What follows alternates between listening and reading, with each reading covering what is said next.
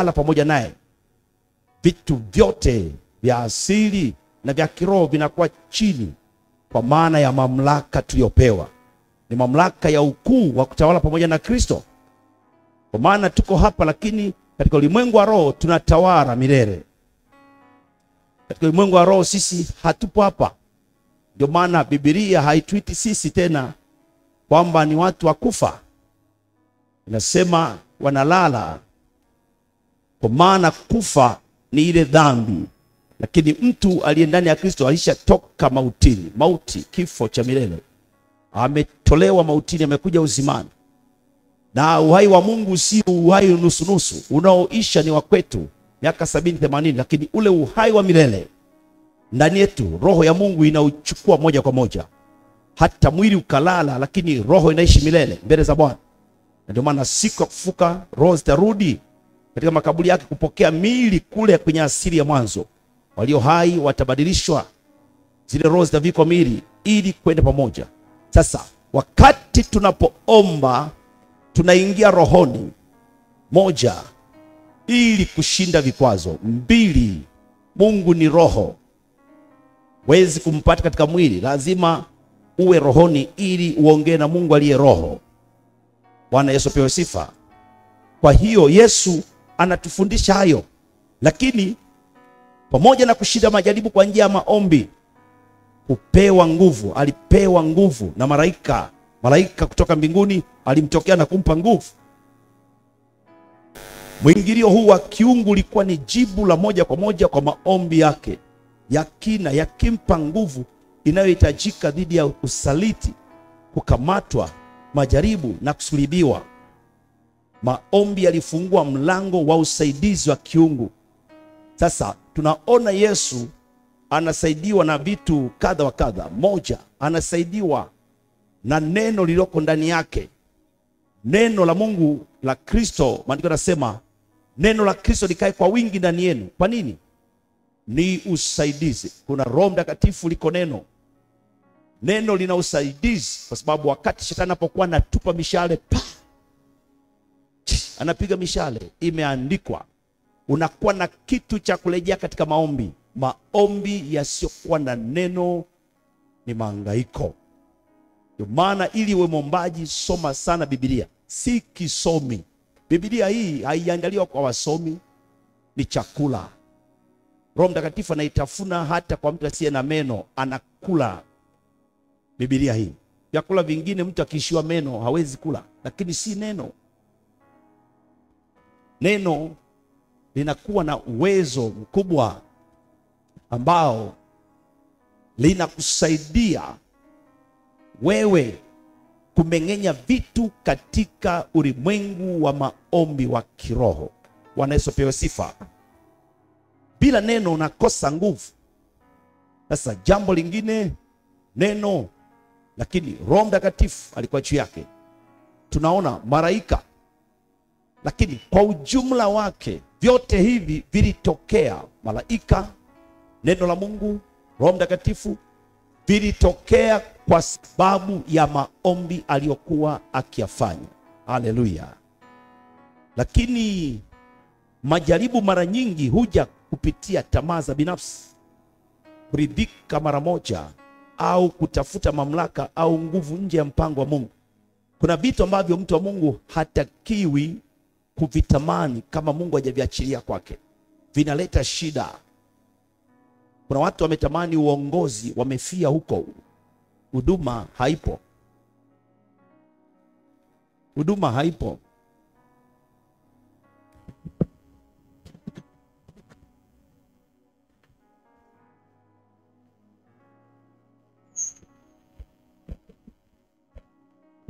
Jaribu kuangalia watu wa mitambo. Bwana Yesu apewe sifa. Kuna vitu ambavyo havitakiwi kuja bila Mungu. Wakati Yesu akiishi, Biblia inasema hivi, walipoona ametengeneza mikate, amewalisha, wakajua kuna ahadi ya kuja mkombozi ambaye atafanya miujiza hiyo. Badala ya kuona ukuu wa Mungu, wakaona huyu ndio anafaa kwa kiongozi wetu, wakakusanyika ili wamsimike Yesu. Akasema, ufalme wangu si wa dunia hii, ila ninao hauonekani. Kwa sababu hiyo, hata shetani anapotaka kumjaribu Yesu, anampelekea jaribu la ukuu. Jitupe, nitakutukuza. Sujudu, nitakutukuza. Kwa hiyo unatakiwa kujua kuna vitu ambavyo si vya kuvipokea kabla ya wakati wa Mungu, vinaleta madhara. Wakati mwingine usipokuwa vizuri utakufa kiroho. Wako watu wazuri, walikuwa waombaji wazuri, lakini walipoingia kwenye nafasi za majukumu wakashindwa kujibalance, wamekufa kiroho. Wamebaki na uongozi, wamebaki na utawala, lakini kusudi la Mungu, ile nguvu iliyokuwa inatenda kazi ndani yao haipo tena. Lakini kama ni Mungu atendaye kazi, wakati anapokuongeza majukumu, anakupa na kujitawala, anakupa na uwezo wa kuweza kusimamia hizo talanta zote, anakupa na kibali cha kusimamia. Bwana Yesu apewe sifa. Kwa hiyo ni vitu vya msingi sana. Kupitia maombi, Yesu aliendelea kuambatanisha mapenzi yake na ya Baba. Aliomba, si mapenzi yangu bali mapenzi yako yatimizwe. Maandiko Luka 22:42, utaona kwamba kila kitu, ndio maana nimekuletea maombi ya Yesu ili uweze kujitathmini.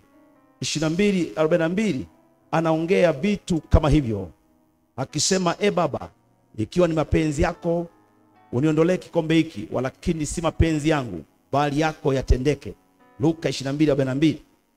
Na hii ilikuwa silaha ya mwisho dhidi ya mvuto wa kujitegemea. Anaposema hivyo, anazidi kuondoa hali ya kujiamini, kwa sababu kujiamini siku zote kunamtoa Mungu maishani mwa mtu.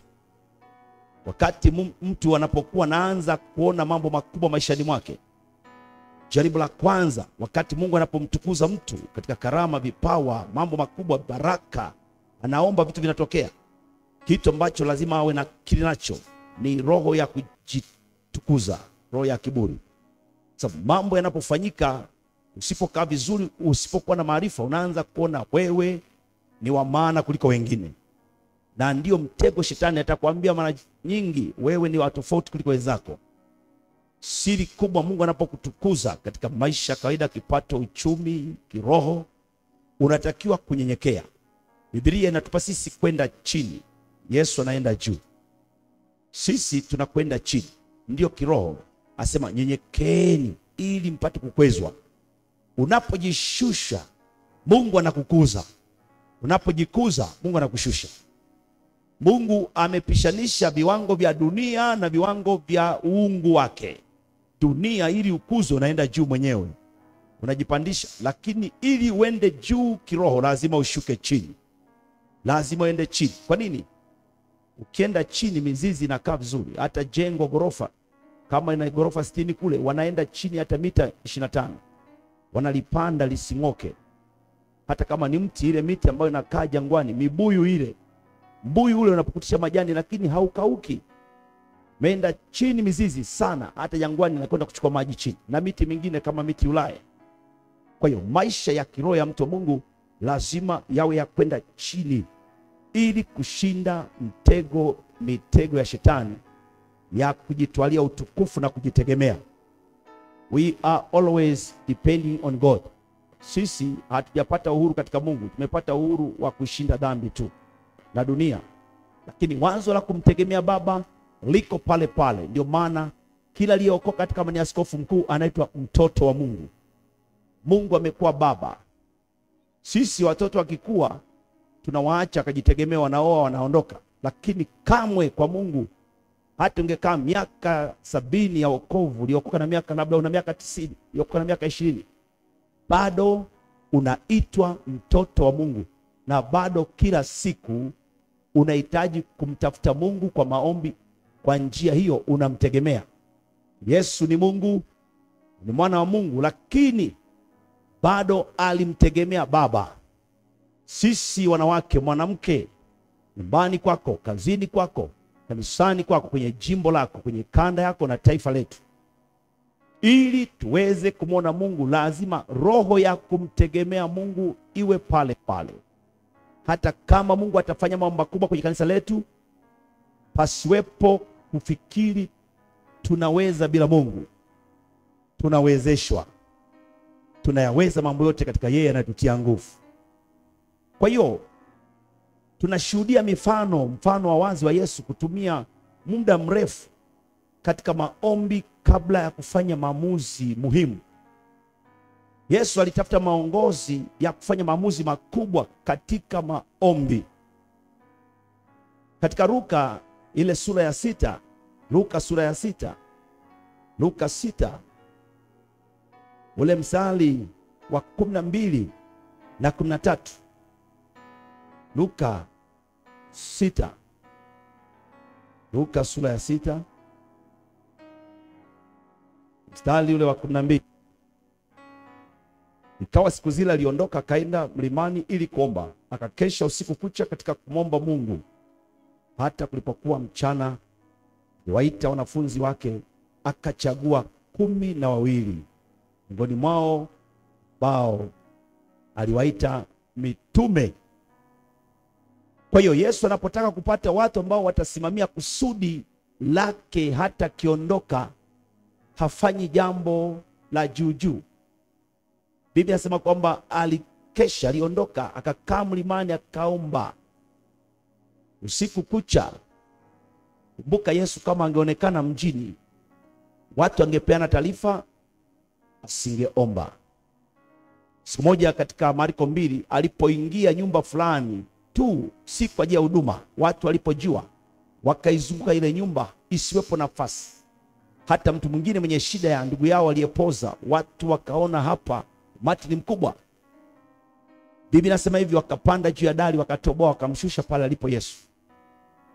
Fikiria ni umati wa namna gani? Sasa mara nyingi Yesu ili apate nafasi ya kujitenga alikaa mlimani. Haimaanishi maombi ya mlimani yana nguvu kuliko maombi, ni vile unavyoyafahamu kwa viwango.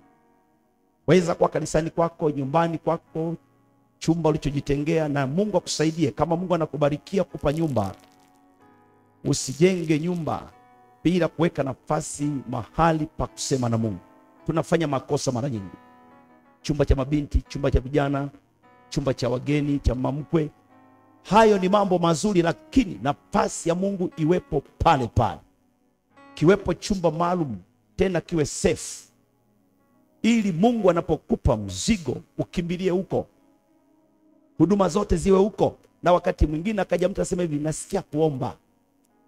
Unaweza kusema karibu chumba hiki, kulingana na ugeni ambao unauamini. Unaweza kumuonyesha chumba, maana si kila mgeni utampeleka chumba hicho.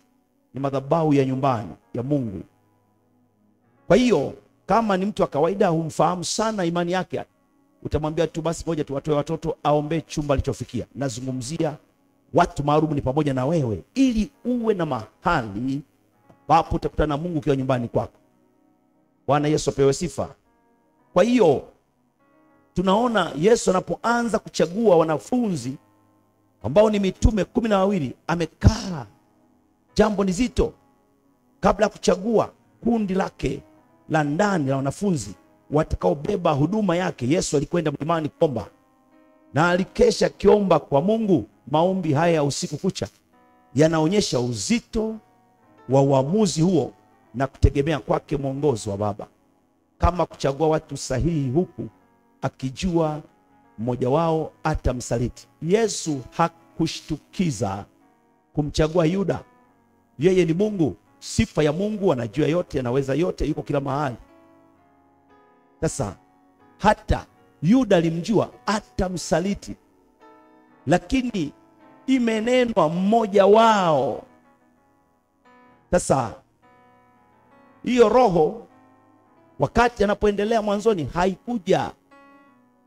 Yuda hakuwa na roho hiyo ya usaliti tangu mwanzo, ilimjia kule mwisho. Sitaki kwenda mbali sana. Naye alikuwa miongoni mwa wale ambao Yesu aliwachagua kwa makusudi ya kutimiza kila kilichokusudiwa. Yesu apewe sifa. Maombi yalikuwa msingi wa uwezo wa Yesu kuhubiri neno la Mungu kwa watu kwa ufanisi. Haikuwa tu ibada ya faragha kwake, iliathiri moja kwa moja nguvu, uwazi na mamlaka aliyotumia alipohubiri. Yesu aliathirika na nguvu ya Mungu, ile effect. Yani alikuwa ni mwathirika wa nguvu ya Mungu. Hakutenda vitu kama kwa kubahatisha. Uwezo wake wa kuhubiri na kufundisha ulitoka katika ile nguvu kubwa ambayo Mungu anaiachilia katika maombi. Wanawake, naomba ili jambo likae katika mioyo yetu. Tulipofika hapa, mnisikilize vizuri. Lazima tusiishie hapa. Hiki mnachokisikia ni moto wa kubeba kwenda nao mahali popote unapokwenda. Si nyumbani kwako tu, popote unapokwenda uwe mjumbe wa mambo haya. Tunakokwenda tusipokaa vizuri, watu leo hii wako ambao shetani amekuwa juu yao kabisa, ambao pia ni wa kuwaombea Mungu awafungue wasiende umbali zaidi ya hapo. Walishaanza kuwafanya watu kuwa wasiojiweza, dormant, watu ambao wapo tu. Mtu akihitaji uponyaji wanamwambia lete pesa, anapewa maji, anapewa mafuta, anapewa sabuni, anapewa chumvi. Kwako hapo unaposikia wakati mwingine vitu vigeni, lakini vimetanda ulimwengu wote. Ni shetani anataka kupiga uwezo wa kumtafuta Mungu, maana pazia la hekalu limepasuka. Kila mtu ni kuhani kwa maana ya maombi, kwa maana ya kuchunga yuko mchungaji, lakini kwa maana ya kumwendea Mungu aliyeruhusiwa zamani anaitwa kuhani. Kwa hiyo na sisi tunaitwa uzao wa kikuhani, kwa sababu kila mtu anaweza akamwendea Mungu kwa njia ya mwana, kwa njia ya Yesu Kristo. Kila mtu anaweza kaomba akafika patakatifu pa patakatifu ambapo palizuiliwa zamani. Lakini kwa njia ya kuomba kizazi chetu, anayeomba kwa viwango hivyo sio mchungaji tu, hata washirika wanaomba. Ndiyo siri ya ukuhani, kumfikia Mungu kwa njia ya Yesu Kristo, kwa sababu kila mtu sasa ana ile damu ya agano ya msalaba, ambayo ndio sadaka iliyomsaidia huyu kuhani. Alitoa ya kwake na ya watu wake, kama ni taifa au kama mtu mmoja, ilimsaidia yeye kwenda pale. Lakini leo hii sisi sote tulishakombolewa kwa damu ya Yesu Kristo, na damu ya Yesu Kristo ndio kipatanisho chetu na Mungu. Mungu anapotuona hatuoni sisi, nisikilize, anaona kazi ya msalaba, damu. Anaona Kristo na wakilishi wake. Unakubalika kirahisi kwa sababu ya ile mihuri ya Mungu ndani yako ya damu, sadaka aliyoikubali mwenyewe. Kwa hiyo sasa lazima tutumie vizuri nafasi Mungu anayotupa kutafuta uso wake. Viwango vilivyoshuka lazima virudishwe. Tuko hai, tuko na nguvu, tuna wokovu. Basi Mungu anachotupa ni mtaji tu, kwa sababu si kwamba tuombi, tunaomba.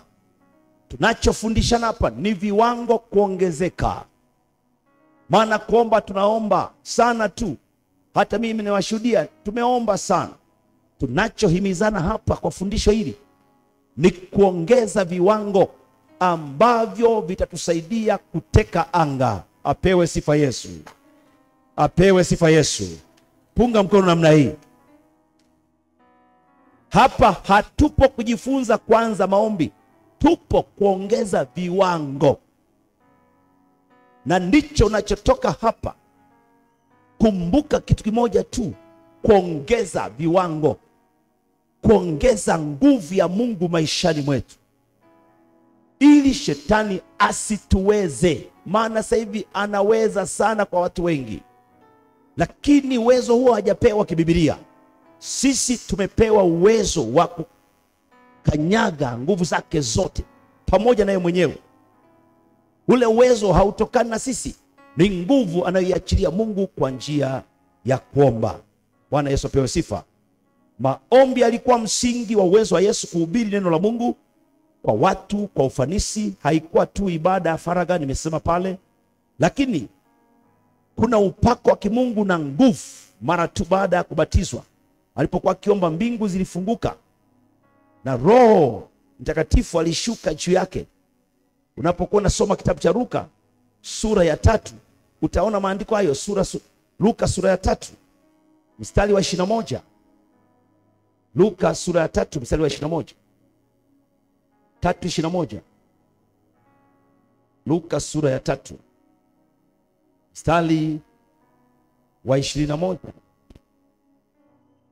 Ikawa wakati wote walipokwisha kubatizwa, wengine wametangulia, na Yesu naye amebatizwa, naye anaomba. Mpaka kwenye ubatizo anaomba, mbingu zilifunuka. 22. Roho Mtakatifu akashuka juu yake kwa mfano wa kiwiliwili kama hua, sauti katoka mbinguni, wewe ndiwe mwanangu mpendwa wangu, nimependezwa nao. Yohana aliambiwa yule ambaye atabatiza kwa moto na kwa Roho Mtakatifu, wakati wa ubatizo utaona mfano wa hua, njiwa na aina mbili. Kuna wale dove au dove na wale pigeon. Wale maadavu ni wale wapole wakubwa, vile vinjiwa vingine vidogo. Sasa Yesu alitabiliwa atakuja juu yake Roho Mtakatifu kwa mfano wa muonekano.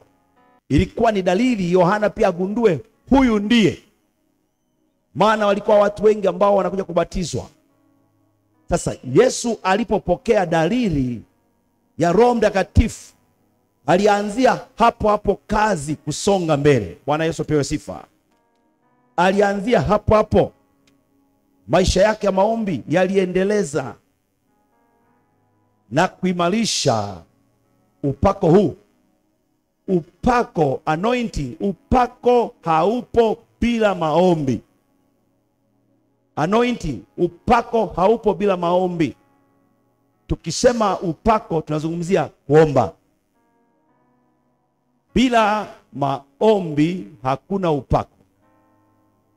Kwa hiyo lazima tujue hilo, na Yesu alifahamu hilo, na kanisa na wanawake sisi tujue kwamba tunahitaji kuwa na upako kwenye kazi zetu. Leo idara hii ni kama tunasukumana, viongozi wana nia kubwa, malengo makubwa, lakini watu wanashindwa kuyatekeleza. Watu hawafundishiki, wanashindwa kutekeleza. Nini kilichokosekana? Wanawake hawaombi. Mwili umerudi. Leo makanisani ilikuwa ni vigumu kukuta wanawake wanashindana na mchungaji. Leo hii wako wanawake ambao wanashindana na wachungaji makanisani. Vita mara nyingi vya wachungaji vilikuwa kwa wanaume. Kwa vile uharibifu umekuwa mkubwa na maombi hayapo, shetani ameingia hata kwenye mioyo ya wanawake. Mwanamke hana wivu, lakini leo wako wanawake wana wivu na mafanikio ya mchungaji. Wana wivu na mafanikio ya mchungaji. Wana vita na mama wachungaji. Mama wachungaji wanakosa amani, wanakonda, wao wananenepa. Wanamzomea mama yao. Ukifika pale wakisema ni mama mchungaji, Mungu tu ahusike, amekonda. Lakini kabla hajaolewa alikuwa na mwili, hana faraja. Wanawake wa kanisani nao wana vita naye, wana wivu naye.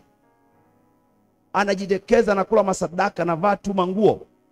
Vitu kama hivyo ni milango ya kuzimu. Ni shetani anatenda kazi, ni mapepo. Leo wachungaji wana vita, wana mashambulizi. Leo wachungaji na kisukari, presha, magonjwa makubwa. Ukileta ukachinja ng'ombe kwenye mkutano wa wachungaji 500 watakao kula nyama ya ng'ombe ni 20. Wote wameambiwa msile nyama nyekundu. Hali sio nzuri, mazingira ni magumu, na hao ndio watenda kazi. Shetani amepiga bomu na maombi yanazidi kushuka. Yapo ya kuomba wakati wa kwenda kulala. Si wakati wa kulala, ni wakati wa kuamka. Wanawake, tujue Yesu anatutakia kazi njema. Piga kelele, sema amina. Itikia amina ya kutosha. Wachungaji wanakufa leo hii, nakufa tu umri wa kawaida, wakati mchungaji hakutakiwa kufa na miaka michache. Ni mtu wa agano huyu, lakini amekaa madhabahuni, hana watu akina Huli akina Haruni, wanawake ambao ndio waombaji, nao wamemgeuka wakisema tukamwone mchungaji mwisho wa mwezi, anasema mbona kanisa ni kubwa, sadaka haziwatoshi. Wivu tu, mapepo, mashetani, roho za kishetani, mambo yasiyofaa yako kanisani. Hayakwemo kwenye makanisa yetu, lakini yamekuja. Yatatokaje? Maana yako ndani ya watu wakubwa. Ni kwa njia ya kuomba. Tukiomba, tuna kanisa zuri, tutakuwa ni chachu ya Watanzania. Ni kanisa letu kubwa, na Mungu ameweka kinara cha taa, wala situkuzi kanisa. Hivi hata tukiomba, Mungu anasema lindeni AGT yenu, mkisha kuacha njia giza litashuka. Ndio maana sisi hatuhitaji kuwa na mambo mengi. Mungu ametuita sana kuhubiri Injili, tusiwe na mambo mengi. Tukumbushane wakati tunapotaka kufanya mengi kwamba tumechelewa na hili na lile na lile na lile. Tuwe na akili, maana Mungu kila mtu amemuita kwa jambo. AGT sisi ni makuhani wa kuwaleta Watanzania kwa Yesu. Kwa hiyo pamoja na mambo mengi tunayo, tuombeane, tusijigawe sana. Tukumbushane kwamba hapa tunaenda mbali. Tumeitwa sana. Tukiacha kuhubiri Injili, hakuna Injili Tanzania. Unaposikia wainjilisti Tanzania, hauwezi kuzungumzia madhehebu mengine ya kiroho, unazungumzia kwetu. Sasa kuna mengine inabidi tuachie hao wasiohubiri mengine. Tusifanye yote, maana wakifanya na wamefanya pia kwa ajili yetu. Si lazima tufanye. Utume wetu ni mkubwa, unahitaji mzigo, na nchi inazidi kutiwa giza, na kanuni ya mambo mazuri tu ambayo sio utume yakitokea yanavuta nafsi, kwa sababu yana uzuri katika kuonekana. Ni kama mtu ambaye hakufanikiwa anasahau na kuomba, anashinda kwenye gari yake, hata kama ana safari na washa, kaangalie ndugu aende sokoni, ina utamu gari yake. Gari yote ina utamu, lakini ukiwa na akili, baraka yote inapotokea lazima uwe na akili nayo, maana yote ni yetu. Bwana Yesu asifiwe. Kwa hiyo lazima kuomba.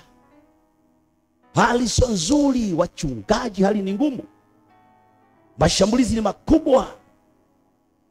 Haya mambo kama myajui, mtakumbuka mmebaki pekeni. Mtakumbuka mmebaki pekeni, makanisa yamewabakia. Mwisho mtachagua askofu wa kike mnakokwenda mbele, maana hawapo.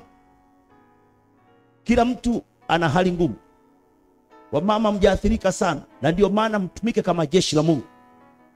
Waomba viwango vikubwa ili uhai urudi hata kwetu. Vita ni vikubwa. Usifikiri nimefika hapa kwa raha. Vita vimekuwa vikubwa tangu juzi. Lakini kwa kuwa nimejifunza kiwango kwenda kiwango, inasaidia. Hivi kiwango unachosikia hapa kitakuvusha vikwazo vilivyokuhamisha. Kwa kuwa najua naenda kwenye kongamano la kina mama, siku 3 sijalala. Nimelala saa 1:30, saa 1:30. Naomba tu ili nifike, maana nilichobeba ndio vita vyangu na shetani. Na anatamani nipotee kuongea, nianze kuongea bila shabaha. Siwezi, maana nimeomba usemi kwa Mungu. Haleluya. Mchungaji mmoja, huu ni ushuhuda sasa, na shuhuda nazo za watu wa Mungu zina maana. na mimi ni mtu wa shuhuda nyingi, na watu wengine hawezi kumbuka point, atakumbuka ushuhuda. Alikuwa anaumwa kila wakati, yupo na mwingine na mwingine na mwingine. Sasa huyu anaumwa tu, kwenda madhabahuni anajikokota. Kwa imani anaenda hivyo, kwa imani anakwenda hivyo muda mrefu, anaumwa, lakini kumbe hajui chanzo ni pale pale kanisani. Bahati nzuri akaalika watumishi wa Mungu wanaofanya huduma pamoja wawili kwenye semina. Walipofika pale, Roho Mtakatifu akamwambia msile siku 5, muwe mnahudumia, lakini siku 5 muwe kwenye maombi. Watu wanaomba, kama hujaanza kaanze leo. Watu wanaomba. Walifunga siku 5 kavu, maana ni maombi ya siku 5 na huduma ya siku 5. Siku ya mwisho Roho Mtakatifu akamwambia wale watumishi wageni, nitawapa siri ya chanzo cha mateso ya mchungaji wa mahali hapa. Wakawa tayari antena zimekaa juu kusubiri sauti ya Mungu inavyokuja. Wakati wanapokuwa wamekaribishwa, maana chakula cha mwisho kilikuwa cha pamoja, walipokaa pale wamejifunza kuisikia sauti ya Roho Mtakatifu. Anakuja mama moja mshirika ambaye ndiye anahudumia miaka yote wageni, na ndiye anayemhudumia na mchungaji ni mshirika. Kumbe ndiye shida ya mateso ya mchungaji. Anakwenda huko, ni mchawi ametumwa kanisani. Anakwenda huko kwa bosi wao, wanamkatia nyama ambazo sio za ng'ombe wala za kitimoto. Wanafahamu wanakozitoa, mimi sijui. Hizi ni shuhuda, lakini za watu waliopitia hayo, za ukweli. Anakwenda huko, analeta nyama ambayo haina mifupa, na mchungaji akiona kalika nyama laini, amesomea namna ya kupika kipepo, amemsukumia pembeni mwa mchungaji asiingie jikoni. Mama, usipike tupo watoto. Mama wachungaji, muwe na akili zenu. Lazima una akili yako. Usikute tu unasaidiwa tu, usaidiwe, lakini ukiwa na wewe upo. Maana naye mlinda mchungaji ni wewe. Kadri mchungaji anapopanda huduma, vita vyake vinaongezeka, na anatakiwa kuwa na mchungaji mwenye huduma inayokuwa ana akili nyingi katika roho. Roho akamwambia ni huyu, lakini ndio kila wakati nampikia mchungaji nyama yako, mchungaji anaipenda nyama, anaipenda baba, anatengeneza, mchungaji anakula na umwa. Kumbe sio nyama ya ng'ombe. Mimi sikwambii kwa nyama gani, tafuta jibu wakati wako. Lakini anakula, anaumwa. Na siku hiyo wamekuja hata hao wageni, ameipika hiyo hiyo. Asijue si wote wababaishaji, wako wenye Mungu. Alipokuwa anashusha tu kile chakula tap, Roho akakamata line, raiko saprahate delebi, huyo ananena, huyo ananena. Mchungaji mwenyeji anashangaa, wamekamata antena zinasoma juu, wananena, wakasimama, wanatembea. Yule mama, maana ni mchawi, wakati nguvu ya Mungu inapotenda kazi kwa mtu mwombaji, wachawi anajua amefika mtu fulani. Kaanza kuhangaika, wakamwambia usitoke, haitaka kutoka, usitoke. Anakwenda kulichaji, maana amekamatizwa, anasema kufumania. Mchawi anataka kumbaraniza kabla hajajipanga, kabla hajaenda kuweka vitu vyake kule mbali, hapa kwenye ulingo hapa. Wakamwambia usitoke. Usitoke. Wakafunga mlango, wakamwambia kila kitu ulichomtendea mtumishi wa Mungu mpaka na hali hii. Mimi wakamwambia mchungaji, huyu ni mshirika. Akasema, yani katika washirika wangu akiondoka huyu naacha na huduma. Akasema usifanye hivyo, huyu ndio anakuua, sio mshirika. Huyu ndio shetani mwanadamu, ametoka kuzimu, amesomea namna ya kukumaliza. Utakatifu wako umekulinda. Utakatifu ni silaha. Unaweza usio mwombaji, ukiwa mtakatifu utalindwa. Imani inakusaidia hivyo hivyo. Utateseka, maana tunalindwa na nguvu za Mungu kwa imani. Utakatifu unakuwa mtu wa Mungu. Utateswa teswa, unapigwa pigwa, magonjwa na kuburuza, lakini haufi. Maana ni mtakatifu kama Ayubu, huna hatia. Roho yako imehifadhiwa, lakini mwili utapigwa na wachawi, watakuletea magonjwa, kisukari, presha, na kutesa tu, usio na raha, usile amani ya maisha yako. Haufi kwa sababu wewe ni mtoto wa Mungu, unalindwa, umechorwa kwenye viganja vya Mungu. Lakini mateso hayo ya nini? Viwango ni vidogo. Viwango ni vidogo. Mateso sio fungu lako. Kama viwango vinaongezeka, mateso yanajinyofoa mwilini mwako. Waliponena wakamwambia, kiri yote hizi ni shuhuda, mzichukue nazo. Akasema hapana. Akasema, usiposema tutaomba Mungu ashughulike na wewe hapa hapa. Ukiri, tuna uwezo. Wanaongea hivyo kwa sababu nguvu ni kubwa. Biblia inasema, awezaje mtu kuingia kwenye nyumba ya mtu mwenye nguvu isipokuwa amfunge na kupiteka vitu vyake? Wale tayari ulimwengu wa roho walikuwa siku 5 zile walishateka anga la yule mama. Hana uwezo wa backup kwamba kuna watu watamsaidia hata wakija. Ngome ni kubwa. Hawa wana jeshi kubwa katika roho, wameomba viwango vyote. Wangapi mnanisikiliza? Baadaye ndo akaanza kuropoka, akasema yote. Mimi nilitumwa, kaongea yote. Nilitumwa kumuua, hata hivyo nimeraumiwa, nimechelewa, hafi. Nimejaribu kufanya kila kitu, wamenisaidia kunuiza humu, anakula tunateseka, hafi. Na hivi nimeshajulikana hapa. Mimi kuokoka haiwezekani. Nilishakuwa nimeweka ahadi ngumu, siwezi kuokoka. Baada ya kunijua hivyo, natakiwa tu kuondoka hapa na kupotea, hamtaniona tena. Wakasema uokoka, akasema kuokoka haiwezekani. Nina agano kubwa. Biblia inasema kuna wengine dhambi ziwatangulia hukumuni, ndio hao mashetani. Wako makanisani. Hatujui. Mimi nikiweka mzee wa kanisa huyo mchawi, usinilaumu. Yesu alimweka Yuda. Ni wazo la kuwa na nguvu za Mungu kwa ajili ya usalama. Hata ningeweka mchawi kwa kutokujua, lakini asinipate. Nitapataje uwezo? Kuomba, kuomba, kuomba na kuomba tena. Alipokiri mama huyo, mchungaji aliponea hapo hapo. Analia, we mama, mimi nijua nanipenda. Hata kupenda ni nani? Alikufia. Yuko mmoja tu ambaye ni zaidi ya ndugu. Usijenge imani kwa wanadamu, tajuta.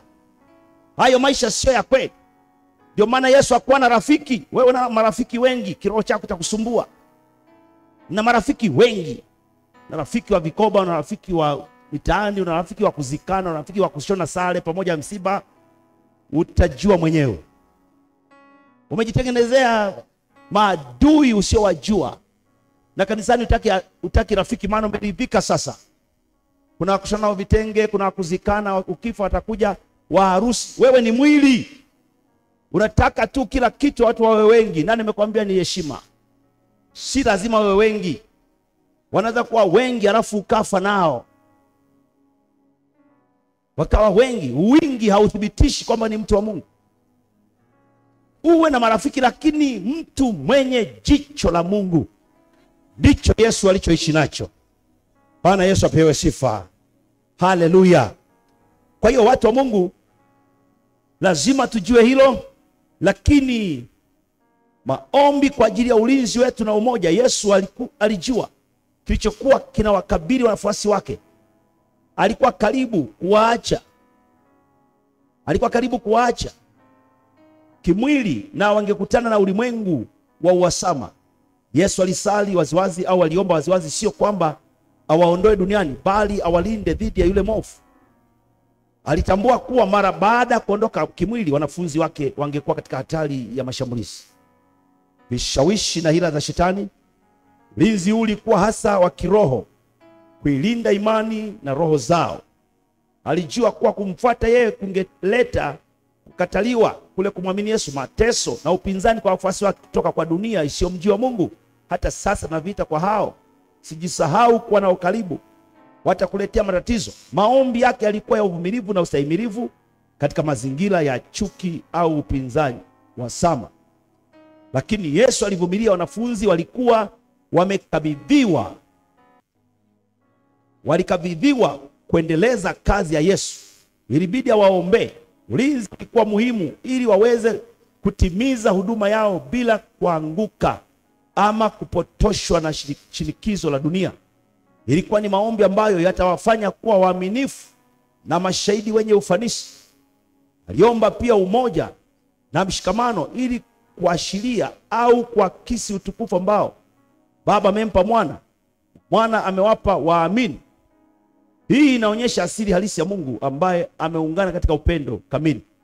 Watumishi wa Mungu, wachungaji, mama viongozi wa mahali pamoja, jimbo, kanda, taifa, hawa wamepewa jukumu kubwa. Bila kuwaombea adui halali kwa ajili yao. Hata sisi wanawake kuwa katika ndoa ni vita. Kuwa na familia yako vizuri ni vita. Yesu akijua anaacha utume kwa wanafunzi wake, aliwaombea sana wasipepetwe na shetani, wasije wakapotea. Aliwaombea wathibitike, wawe washindi. Vita sio haba. Leo hii wameachiliwa wanawake makahaba makanisani ili kuangusha wachungaji. Mama viongozi, muwe makini sana.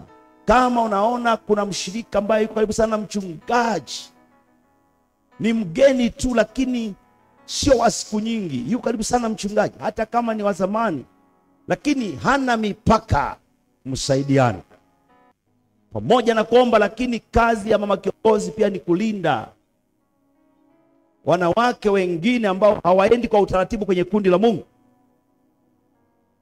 Mama mchungaji akifanya hayo ataonekana na wivu, atakimbiwa na washirika. Wanasema ana wivu huyu mama, yani hafai. Anaweza kugundua na kuwa anajua, lakini anafikiria nisije kaleta taharuki kwenye huduma ya mume wangu. Na wamama mnafahamu kabisa, huyu tu mchungaji akitoka kinga ofisini amemkimbilia. Mara amenunua nguo mpya, mama hana nguo mpya. Mara amesuka msuko mpya wa nywele za kisasa. Mara amevaa mkufu mpya. Mara ameweka makeup kwenda kwa baba. Msaidiane kabla ile roho haijapata nafasi ya kumwinda mtumishi wa Mungu. Mama hawezi kusema ni mwiko, hawezi kujipigania. Mama kiongozi ndiye mlinzi wa kundi la wanawake. Lazima wanawake wako watathimini.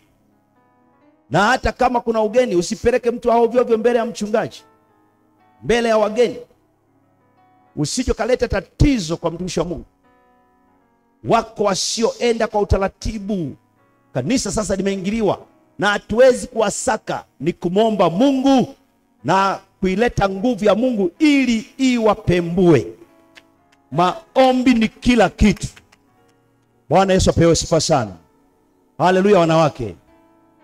Kwa hiyo wako watu wamemwagwa makanisani, wabinti wazuri, wamama wazuri, wao wana umri wa kati. Wapo kufanya hiyo kazi, anaweza kwenda na mchungaji hata miaka 15, hawakatagi tamaa kama baba yao alivyo. Shetani akata tamaa, hata kwenda tu mpaka naona mchungaji amemzoea. Na sisi wachungaji tuna imani sana kwa mtoto aliye karibu na wewe, unafikiri ni mtoto pekee kuliko wenzake. Hatuna tahadhari nyingi sisi wachungaji. Yaani sisi tunapenda tu, ndivyo Mungu ametuweka. Sasa kama mama kiongozi haufanyi kazi yako, utapoteza watu wengi. Sisi ukiona mtoto ambaye anajituma, barikiwe mwanangu, meleta hiki, Mungu atakuinua. Kesho leta kitambaa cha suti, anajichochea kwa uharibifu. Si wote, nasemea iko milango iliyofunguka ya kuzimu ili kuleta uharibifu, na sisi ni walinzi wa nyumba ya Mungu kwa maombi. Ndio maana nimekwambia mama mchungaji, usipoomba hujajua Mungu alichokuitia. Kundi ambalo linaishi kwa upweke siku za mwisho ni wachungaji. Ni kundi linaloishi kwa upweke sana. Wachungaji ni wapweke, wachache ambao sio wapweke. Ni jamii ya wanaume walio wapweke sana, kwa sababu ya ubize wa kundi ambalo halikutakiwa kuwa bize. Katika watu ambao Mungu aliwafunga viapo, ni mama wachungaji. Ndio maana mtu akiambiwa unaolewa na mchungaji, Mungu anamkata miguu, kwa sababu jukumu lake ni bodyguard, ni msimamiaji mkubwa. Yaani katika watu ambao Mungu amewapa jukumu gumu ni mama wachungaji. Sidhani kama wanafanya hilo. Mimi huku siendi, naongea tu kama msemaji. Lakini kundi ambalo kwa wakati huu tulionao lina upweke, wanaume wapweke, ni wachungaji, kwa sababu ni kipindi cha mambo mengi na wamama wachungaji hawapatikani. Mchungaji yupo anapika, mchungaji yupo anashinda tu na mabinti. Wakati mgumu, ni kujitia nguvu katika Bwana. Kwa hiyo ni kuwaombea sana wachungaji. Nashinda tu na mabinti, ameoa, lakini mambo ni mengi, mambo ni mengi. Sijui mama wachungaji watasemaje mbele za Mungu akifika. Najaribu kuomba na kupiga picha watasemaje, kwa sababu wachungaji wanaishi kwa upweke sana. Wake zao hawapo.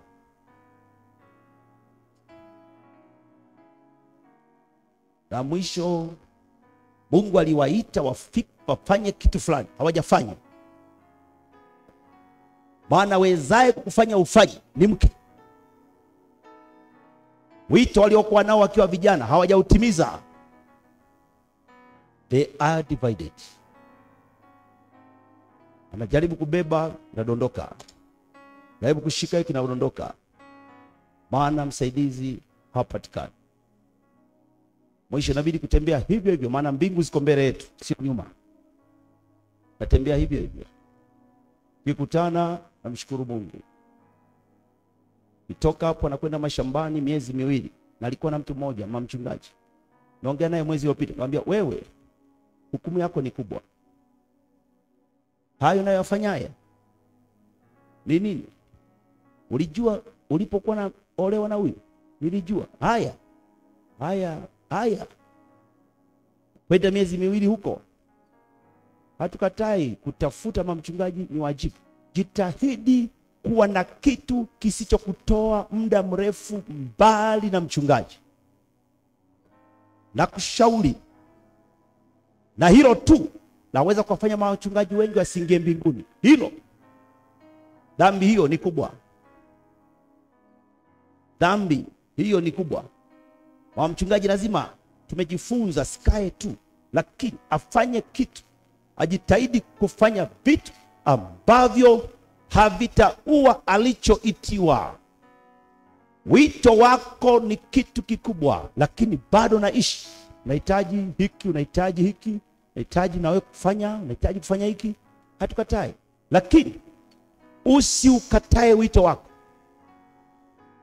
Usiuweke mbali kule, maana ndicho ulichoitiwa. Kwa upweke huo shetani anatumia udhaifu huo. Shetani anatumia udhaifu ambao nimesema jaribu kuja kwa mtu kujisahau. Shetani anatumia ufa huo. Ndio maana Biblia inasema msimpe nafasi. Ufa huo na uzuri wako huo haupatikani. Ni mzuri lakini hupatikani. Ni kijana lakini hupatikani. Na bado mume wako hajazeka. Huo mlango ndio Mungu aliyokuitia. Mengine hayo yanafanyika, lakini hapo lazima ukubali jukumu lako ni kubwa. Mimi naongea kama mnenaji. Ujue kujigawa. Ujue kujua. Lakini vinginevyo wachungaji wana hali ngumu. Wapweke. Na kwa vile wengi hawafanyi shughuli nyingi, anashinda peke yake. Mwisho anaanza kushinda na washirika. Pole baba, uko peke yako. Nimezoea. Sio kweli. Mimi ni mwanaume. Hajazoea. Anaogopa vita. Bwana Yesu Kristo kwetu. Yesu aliomba umoja wa waamini kwa ajili ya ulimwengu kuamini. Hii ilikuwa kusudi muhimu la uinjilisti. Yesu aliomba kwa ajili ya umoja ili ulimwengu uamini kwamba Baba alimpeleka, na ili ulimwengu ujue kuwa ndiwe uliyenituma, akawapenda wao kama alivyonipenda mimi. Pale ambao waamini wakiwa kweli, pale ambapo waamini wakiwa kweli wamo katika umoja wa upendo, ni ushuhuda wenye nguvu usiopingika kwa ajili ya Injili. Tunazungumzia kanisa, wasigawanyike. Hata sisi wakina mama tusigawanyike kwenye vyama vyetu. Kuna vyama mnashindana nyie, kuna vyama viendi mnashindana na viongozi wenu, mnashindana na viongozi wenu wa mahali pamoja, hamwajibiki. Majimbo yenu mnagongana, kanda wanawapa maagizo mfanye. Lazima Mungu huyu aliyetupa wokovu, tukiomba itatokea roho ya unyenyekevu ya kutekeleza majukumu tunayokabidhiwa. Wanawake tupo wanawake. Lazima tunyenyekee kwa viongozi wetu, maana Mungu ametupa taratibu hizo tuzifuate. Kwa hiyo lazima hayo yawe mbele yetu. Lakini pia mwili wa waamini walioungana ni chombo imara zaidi kwa ajili ya ufalme wa Mungu. Tukiwa pamoja kuna ushuhuda. Yesu aliomba katika Yohana 7. Mgawanyiko hudhoofisha ushuhuda, hupunguza nguvu na huzuia ueneaji wa Injili. Umoja huruhusu ushirikiano, msaada pamoja na ujumbe wa pamoja wa ulimwengu. Kwa hiyo hayo ni mambo ya msingi sana ambayo lazima tuyangalie. Ona hapo niruke sababu nafasi ya muda wangu hautoshi. Lakini bado Yesu aliomba utakaso. Anasema watakase na ile kweli, neno lako ndio kweli. Lazima tuwe na kanisa takatifu ambalo itavuta nguvu za Mungu kuja katikati. Wanawake watakatifu, wanawake ambao wanamjua Mungu, wasiojichanganya. Na Mungu amewajalia wanawake, mara nyingi hawawezi kufanya vitu ambavyo vinawashinda wanaume wao. Mungu amewajalia wanajiheshimu. Yesu aliomba utakaso. Lakini pia neno kutakasa limetokana na neno la Kigiriki hagiazo, likimaanisha kutenga ama kuweka wakfu kitu ama mtu kwa dhumuni takatifu. Na sisi Mungu ametutenga na ulimwengu. Tusiufuate ulimwengu sana. Vitu vingi vinaibuka, si kila kitu cha kwetu. Viko vitu vyetu, viko vitu vya dunia. Kwa hiyo tukiwa katika roho, tukiwa na maombi, Mungu atatufundisha iliyo haki yake, nini tufanye na nini tusifanye, nini tuchukue, nini tusichukue. Kuliko leo hii tutaweza kupewa vitu vya kuchukua na vya kuacha. Kwa sababu ndani yetu hakuna Mungu, hatuwezi kuchukua. Mwili ushindana na roho. Waweza kupokea mafundisho ya kukusaidia, lakini kaonekana sheria, kwa sababu wewe ni mtu unahitaji sheria. Ni mwili. Lakini aliye rohoni kujilinda na dunia. Leo hii kwa sababu ya kukosa nguvu ya Mungu na maombi, watu wako wengi ambao dunia imehamia kwao. Nani akutoe kama ukiambiwa utajikwaa? Na unaweza kaambiwa mara nyingi, kwa sababu si utu wako. Utafanya hadharani, mahali pengine hutafanya, maana bado neema ya kubadilisha haijakutokea. Maombi yatubadilishe. Bwana Yesu apewe sifa. Haleluya. Kwa hiyo Yesu anaonyesha tunakuwa safi kwa neno lake. Yesu alisema ninyi mmekwisha kuwa safi kwa sababu ya neno. Neno la Kristo likae kwa wingi. Usiwe mvivu wa kusoma neno. Mwanamke, soma, tafakari pamoja na kuomba. Gawa muda Maombi na neno vinaenda pamoja. Kama unaomba masaa hayo na neno, uwe na muda wa kutosha. Weka hivyo, kwa sababu usipojifunza neno utabaki asiye na ufahamu. Maarifa tunayapata kwa neno. Maarifa ya kimungu tunayapata kwa njia ya neno. Sasa yale maarifa tunayopokea ndio yanatupa hekima. Hekima inatokana na maarifa tuliyoyapokea katika neno. Kinachochukua neno ni maarifa, yanatoka kwenye neno. Sasa yale maarifa yanatupa hekima. Hekima ni namna nzuri ya kutendea kazi maarifa. Usipokuwa na maarifa, huna hekima. Nini chanzo? Utaitoaje hekima isiyokuwa na maarifa? Na ndio maana sisi chanzo chetu cha hekima yetu ni neno la Mungu. Hekima yetu inayoshuka kutoka juu ni kwa njia ya neno. Mungu aliye neno anadhihirisha kwetu yale maarifa ya neno. Yanatupa hekima namna ya kuishi. Hekima inakusaidia namna ya kuishi na watu na Mungu, namna ya kujibu, namna ya kufanya vitu mbalimbali. Lakini nini? Moyo wako umejaa maarifa ambayo ni neno la Mungu. Bwana Yesu apewe sifa. Lakini neno linafunua tabia ya Mungu, amri zake, viwango vyake na mpango wake wa ukombozi. Kadiri waamini wanavyo ichukua hiyo kweli na kutii kweli, huundwa kufanana na yeye. Lakini kazi pia neno ni kufichua dhambi. Neno ni nuru iliyofichua maeneo ya giza na dhambi maishani mwetu yanayohitaji kuwekwa wakfu kwa Mungu. Sasa lazima maombi yetu ambayo tunayaomba ni pamoja na Mungu aweke nuru kamili kwa watu wanaotuhudumia neno. Watumishi wa Mungu, viongozi wetu, wakae katika kweli ya Mungu katika neno, ili neno litulete katika usahihi wa kuishi. Dhambi inashindwa wakati neno la kweli linahubiriwa. Anasema uwatakase na hiyo kweli. Neno lako ndio kweli. Wakati neno linapohubiriwa, utakaso unafanyika bila kuupinga. Kuna mambo wakati neno la kweli linahubiriwa unayakataa moyoni kwamba hili sifanyi tena, kwa sababu neno ni maji ya kutakasa. Bwana Yesu pewe sifa sana. Kwa hiyo Mungu alete ufunuo mzuri. Mungu alete fundisho jema kama ambavyo ametupendelea kutufundisha. Wanawake mna nafasi kubwa ya kufundishwa. Tupewe maarifa ambayo tunapewa na tuyatendee kazi. Bwana Yesu apewe sifa. Nije kwenye eneo ambalo ni kipengele cha mwisho ambacho niombe dakika chache. Muda wangu naona naangalia hapa. Nimalizie hapa dakika chache. Yesu aliomba kwa muda mrefu.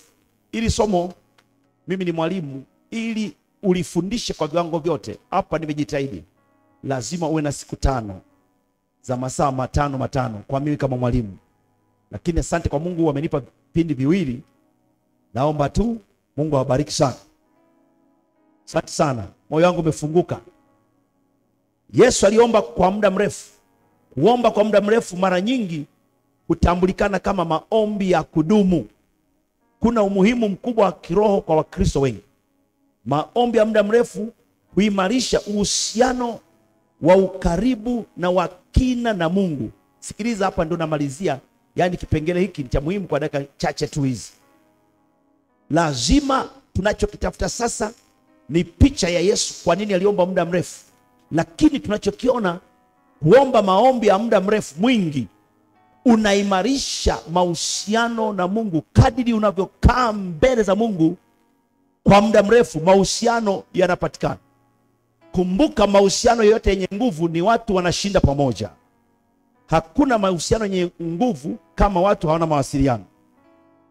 Unapoomba si tu kwamba unaongea na Mungu, unaimarisha mahusiano, fellowship, ule ushirika. Unakuwa unashiriki na Mungu katika uwepo wake. Unatoka katika uwepo wako, Mungu yuko katika uwepo mkubwa. Unapoomba maombi ya kina, unahama unaenda katika uwepo wake. Na uwepo wa Mungu siku zote, mahali palipo na uwepo wa Mungu ni mbingu.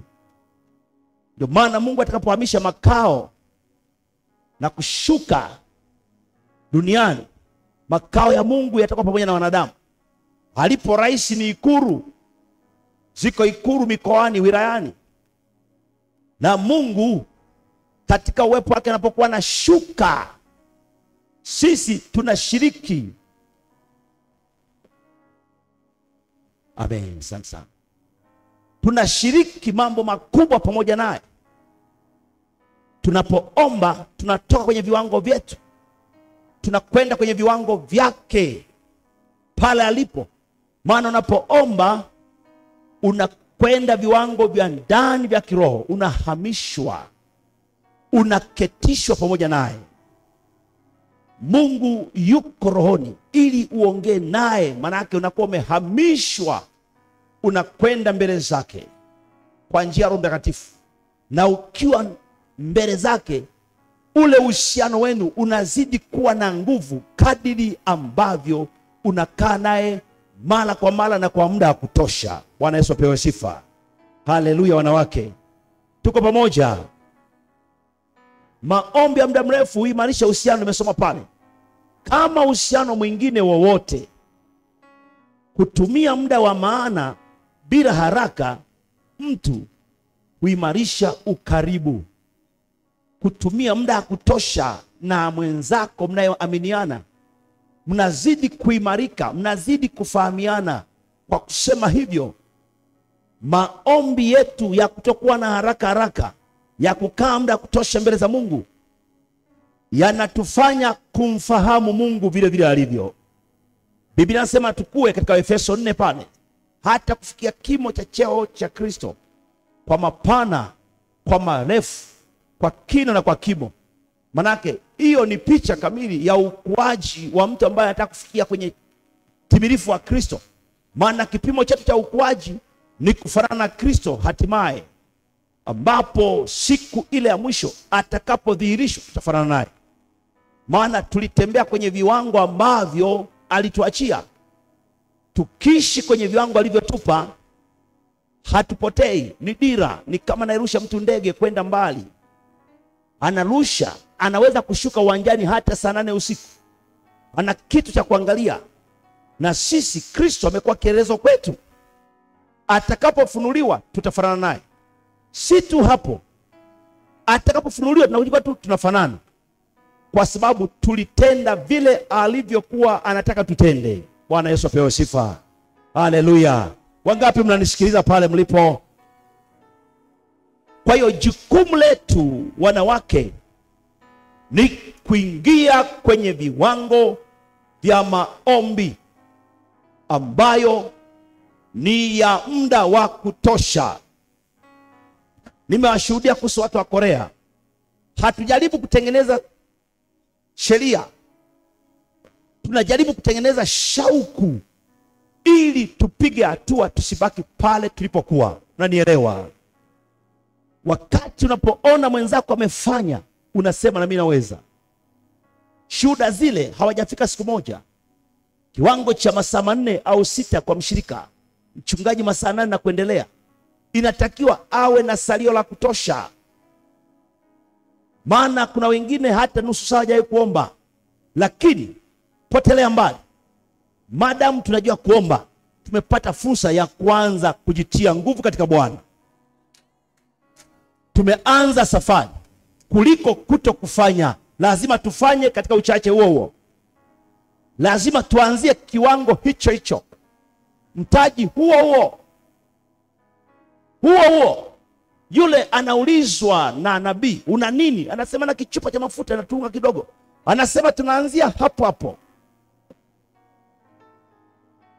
Basi niandalie, alafu pipa linapunguka. Na huyu mwenye deni anamwendea nabii huyo. Anamwambia na nini? Anasema kichupa cha mafuta, nenda kwa majirani kazi vyombo. Tunaanzia kile ulicho nacho ni cha msingi sana. Ulicho nacho. Na ulicho nacho wakati mwingine sio kuomba. Kujua kwamba kuna kuomba ni mtaji. lazima uanzie hapo hapo, maana hatuanzishi kitu kwa mtu asiyejua. Anajua kwamba kuna maombi hakuomba, kaombe sasa, na uombe na uombe na uombe na uombe tena. Mwisho tunapokutana mwakani, miaka miwili ijayo, ufike wakati ambapo ushuhuda wako umebadilika, ukakumbuka kwamba katika masomo mengi niliyojifunza kambi fulani na hili lilikwemo, Mungu amenipa hatua. Ujitathmini kadiri muda unavyoendelea, uwe na shauku. Shetani hata kuacha kirahisi, na hali yako haitakuacha kirahisi, kwa sababu kuna namna umezoea. Utaanza kuomba, utasema sasa leo kitaeleweka. Unaomba. Umeweka saa yako pale, kuja kufungua dakika 45. Hey. Unaomba. Unasema hapa ni masaa 3. Unakuta imeongezeka nusu saa. Usichoke. Mwambie Roho Mtakatifu, niwezeshe. Tunayaweza mambo yote katika yeye atutiaye nguvu. Hatufanyi kwa siku moja. Hatuanzi kwa siku moja, ila tunaanza. Na maombi yaliyoelekezwa mengi Biblia ni ya kupiga magoti. Kama na shida na magoti, hilo ni kesi nyingine. Lakini kama huna shida na magoti, usiishi kwa kuomba kwa kukaa. Hapana, maombi kwanza kupiga magoti moja kwa moja ni unyenyekevu. Popote mtu anapopiga magoti, iwe kwenye jamii Wanyakyusa, ile kunyenyekea, anapiga magoti.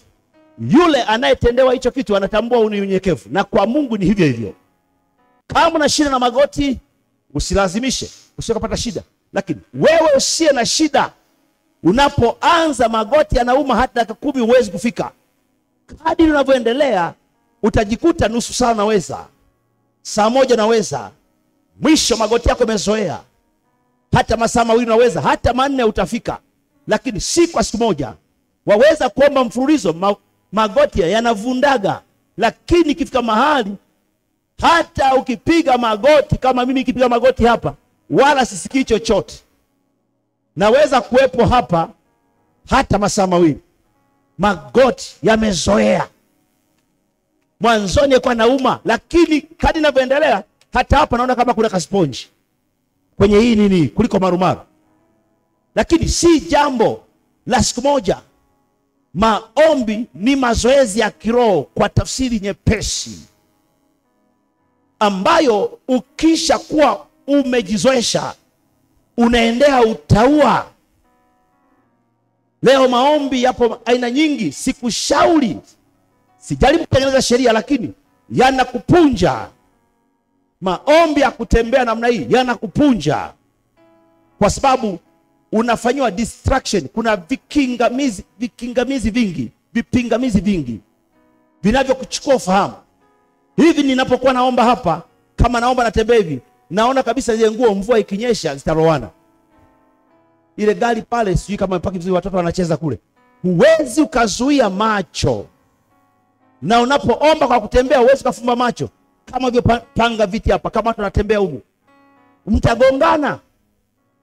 Kwa ili uombe mkiwa mnatembea, lazima ufumbue macho. Huyu anapita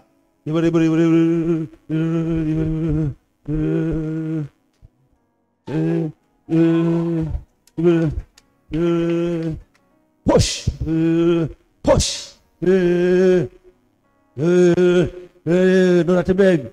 Hayo maombi hutatoboa. Shetani alishajua unafanya mzaha. Wakati wa kufanya mzaha umekwisha. Mwanamke, muda wa kufanya mzaha haupo tena. Kweli sio kweli? Wakati wa kitoto, anasema nipo kwa mtoto, niongea kama mtoto. Niliwaza kama mtoto, lakini tangu nipo kwa mtu mzima nimeabatilisha mambo ya kitoto. Huu ni wakati wa kubatilisha mambo ya kitoto. Aliyesema tuombe nikipiga magoti, nikafumba macho, kwa sababu lengo sio kuomba tu, ni kuomba kufika mahali Mungu yupo, kwenye uwepo wake. Na nitakwendaje? Nikisha kufumba macho. Nimekwambia pale mwanzoni, maombi ni hisia. Ninafiatuliwa na hisia za Kristo. Ni Roho anipaye hisia. Na kwenda kabisa katika Roho, hata nafika mahali, na kadri ninavyoenda ule uwepo unaanza kudhihirishwa. Nilikuwa naongea kawaida kule mbele, na kujikuta nilisha charge. Milio inaanza kubadilika ya kiroho. Sauti inapanda kama ni mahali pa uhuru. Ri te ri. Manake kutoka pale mwili unazidi kuondoka na kwenda mbali sana. Mama ubarikiwe ulichokifanya. Watu walipokuwa naomba hawa, na mama pia ubarikiwe pale. Katika vitu vya hatari, watu wakizama sana, ukasema tu amen, nyamazeni, wanatoka kule juu, wanadondoka kama ambao wameporomoka, maana walikuwa hawapo. Unapoomba unahamishwa. Kwa hiyo mtu wa rohoni anakurudisha taratibu. Anaimba huko na yeye anaomba kidogo, ili ujue kuna kitu naona kimeisha huko. Unaanza kusikia kuna mtu anaimbisha kule, kuna mtu anaimbisha, unaanza kurudi taratibu. Yaani maana ulikuwa, lakini ukiambiwa amen, tulia, unakuta moyo ni kama unataka kufa, kwa sababu ulikuwa juu sana, alafu umedondoshwa, unaweza kupata ajali. Lakini alimwona Mungu walipokwenda watumishi wa Mungu, wameliacha lile wingu maana mtu anaposhuka anashuka na sheria ya Mungu kama Musa kutoka mlimani. Hataki kusikia tena vitu huko. Aliharakisha akatupa nini? Akaipasua ile sheria, mbao akazivunja. Kwa wakati mtu akiwa rohoni sana alafu akafanywa hayo, anaweza kuvunja sheria ya Mungu. Musa kilichomfanya ni hayo. Aliona kitu kigeni tena kimekuja ghafla, tofauti na uwepo kwenye wingu siku 40. Akaivunja sheria, akasikitika, lakini ishaharibu. Kwa hiyo pia maombi, unapofumba macho na kwenda kwenye kiwango cha juu cha kuongea na Mungu. Bwana Yesu apewe sifa. Maombi endelevu huturuhusu kupita maombi ya juu na kuingia katika ushirika wa kweli na Mungu, yani kusikiliza, kutafakari na kufurahia uwepo wake. Ni kuhusu kujenga uhusiano, si kufanya mabadilishano tu. Kwa hiyo hatubadilishani tu, tunajenga uhusiano na Mungu. Husaidia kumkaribia Mungu na yeye kutukaribia sisi. Kuna Luka 4:8. Yesu alipokuwa akiomba kwa muda mrefu, matamanio yake binafsi yalipungua na moyo wake ukawa tayari kupokea mapenzi ya Mungu. Ni yale maombi ya muda mrefu. Huu ulikuwa mchakato wa kujisalimisha na kubadilishwa, ambapo moyo wake uliundwa ili kufanana na baba yake. Kwa mfano, Yesu katika Getsemani aliomba hadi mapenzi yake ya kibinadamu yalipolingana kikamilifu na ya Baba. Katika dunia yenye kelele na usumbufu mwingi, muda wa utulivu katika maombi humsaidia mtu kusikia sauti ndogo ya Mungu, ule muda wa kutosha ule. Hivyo Yesu alijitenga, kaenda mahali pa faragha kuomba na kumngoja Bwana na kupokea maarifa na hekima mpya. Bwana Yesu apewe sifa. Kwa hiyo mfano wa Yesu unatupa picha ambayo ni ya msingi sana. Ndio maana nilichojifunza mimi kwamba kuna vitu ambavyo lazima tuanze kuvifanyia marekebisho. Mimi sijaribu kuingiza kitu kipya viongozi wangu, lakini maombi ambayo watu wanakwenda kuomba, wanaimba masaa 2.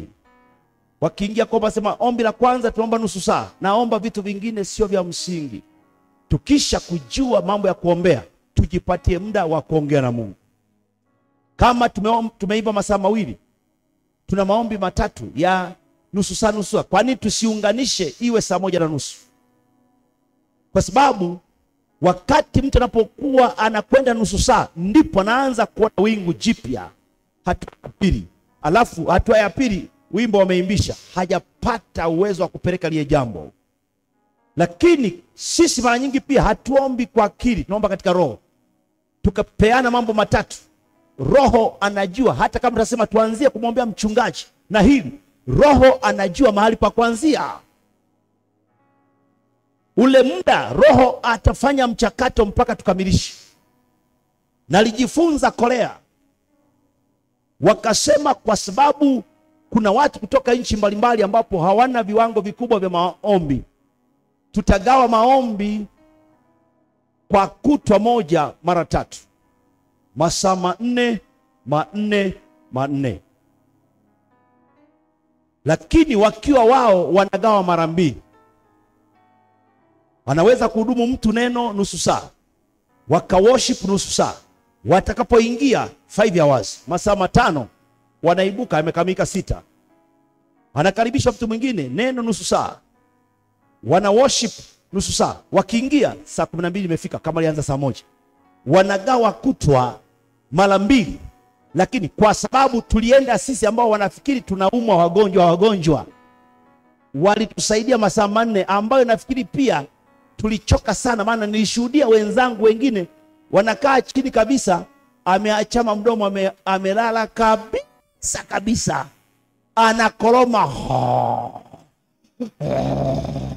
kule, wako shimika.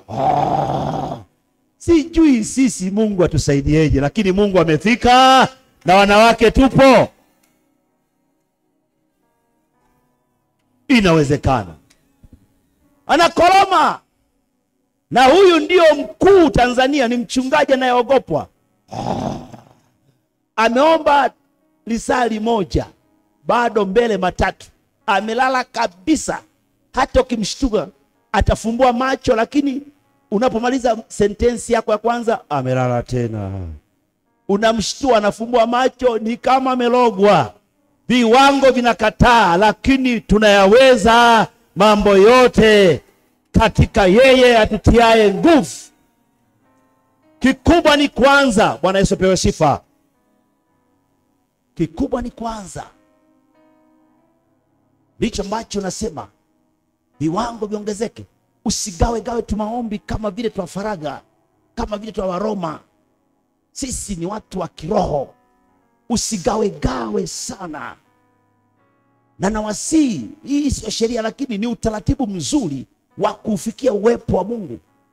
Maombi ya muda mrefu yana maana sana, yana msingi sana. Hii pamphlet yatawasaidia, kama mtataka watawachapia, watawatolea. Kinyume na hapo, mimi nasema hivi, hatuwezi kutoboa. Jambo ambalo kuanzia sasa napokuwa nahitimisha kipindi changu na kuageni. Bwana Yesu apewe sifa. Jambo la msingi sana ambalo lazima tuliangalie sana. Maombi yetu yabadilike tunavyoomba. Tuondoke kuomba vitu vidogo. Tumepewa kuwa wasimamizi wa jambo kubwa. Wenzetu Korea waligundua kwamba ninapoombea familia yangu, duka langu, napata tu baraka hapo kwenye duka, na hili mwenzangu anaharibikiwa. Wakaamua kuliteka anga. Maombi ambayo ukitoka hapa anza kuiombea Tanzania na mikoa yake yote. Anza kuombea mikoa uifahamu. Wale ambao wameenda shuleni, jua kuna Mara, kuna Mwanza, kuna Arusha, kuna wapi Simiyu, wapi Morogoro, kuna Arusha huku Iringa. Ili utembee kama unanena kwa lugha, Roho Mtakatifu huungana na hitaji. Uomba pamoja na roho zetu ulichokifahamu. Hatuombi kama tumechanganyikiwa. Liko hitaji, Roho huchukua hitaji letu. Kwa hiyo kikubwa sasa ni kuliteka anga la nchi yetu. Vita ni vikubwa. Pale mchana nilikwambia kikwazo kikubwa. Nchi yetu ina makabila mengi yenye miungu mingi ambayo mpaka sasa hivi wanaiabudu watu. Ni kikwazo cha imani ya kweli na anga. 2, nchi yetu ina imani pia zingine nyingi ambazo hazikiri kuokoka. Zinazidi ongezeka mpaka vijijini ambako hazikufika. Zinazidi kutawala. Nchi yetu ina watu wengi wanaojiita wa Kristo, lakini wanafundisha vitu ambavyo sio vya Kikristo. Wamehama nguvu ya Mungu, wanaikataa nguvu ya Mungu. Wamebadilisha ule utukufu wa Mungu. na kwa bahati mbaya wana makundi makubwa kuliko wale wachungaji wa kweli. Lakini ukisikiliza kinachosemwa huko si kitu cha kweli. Kuna mahali nilienda nikashangaa sana, kanisa limejaa, watu wanaanza ibada mapema, lakini ninachokisikia tu kwenye ile kanisa, fire moto, anamtafsiri fire moto masaa 4, na watu wamekaa pale wanafurika. Niliona ajabu, kwa sababu hakuna injili ya kubadilisha maisha ya watu. Wanaosema fire pale wengine ni walevi, wengine ni watu tu wahovyo, kwa sababu neno la Mungu ni utakaso, hawalisikii neno. Na msemaji naye huenda hajui kweli ya Mungu, na huenda kama najua ameamua kuipotosha. Nini kitaleta ukamilifu wa neno na injili nchi yetu? Omba, omba, omba na uombe tena. Usijiombee mwenyewe, omba kwa ajili ya upana huo. Kanisa la Mungu kokote kule Tanzania la wokovu lipate mizizi. Ufike wakati imani ya wokovu Tanzania itokee kama vile Korea. Amani iwe kwenu. Simama nimshukuru Mungu.